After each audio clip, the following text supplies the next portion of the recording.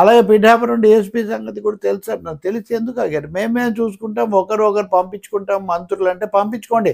బహిరంగంగా పంపించుకుంటారా? బహిరంగంగా ఆరోపణలు చేర్చుకుంటారా? మంత్రులు కూడా ఇంక మంత్రివర్గాలు అంతర్గత చర్చలు ఏముంటాయి? మామూలుగా బయటి వాళ్ళం అంటే మాకు యాక్సెస్ ఉండదు కాబట్టి, ప్రవేశం కూడా ఉండదు కాబట్టి మేము బయట మాట్లాడతాము, లేకపోతే రాజకీయ పార్టీలు మాట్లాడతాయి, లేకపోతే బాధితులు మాట్లాడతారు. మంత్రులకు ఏమైందండి? అందులో ఉప ముఖ్యమంత్రి రాజ్యాంగం ఎలా ఉన్నా ప్రోటోకాల్ రీత్యా ఈ ప్రభుత్వంలో 2వ స్థానంలో ఉన్న అధినేత ఆయన ఈ రోజే ఈ విషయం ఎందుకు మాట్లాడుతున్నారు? ఈ ప్రశ్న కూడా వస్తుంది. కందుకూరు మీద ఆ స్థాయిలో ఎందుకు మాట్లాడలేదు?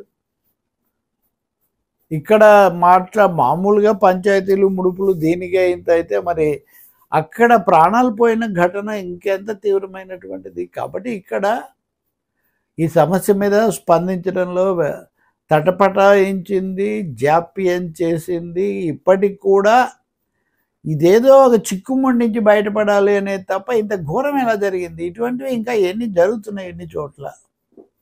నేను అధికారంలో ఉన్న రాజకీయ పార్టీల గురించి చెప్పట్లేదు. అధికార వ్యవస్థ ఎట్లాంటి వాటిని అనుమతిస్తుంది. దీని గురించి ఆలోచించాల్సిన అవసరం ఉంది. మీడియా వాళ్ళ మీదో లేదా ప్రత్యర్థుల మీదో దాడి చేయడం పెద్ద పనేం కాదు అధికారంలో ఉన్న వాళ్ళకి. అందులో అపారమైన మెజారిటీ ఉన్న పార్టీ ప్రభుత్వం. ఇప్పుడు ఇది బాలేదు.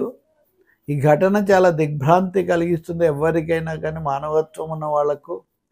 దీని సాంకేతిక పరిభాషలో చాలా జాగ్రత్తగా పదాలు ఎంచుకొని చేయాల్సినంత కాదు, ఉన్నంత తీవ్రంగా ఖండించాల్సినటువంటి అంశం ఇది. నిజానికి ప్రభుత్వం చొరవతో బయటకు వచ్చి ఉంటే చాలా బాగుండేది. కానీ ప్రతిపక్షం మీడియాలో చర్చించిన తర్వాత కానీ దీని మీద కదలిక రాలేదు.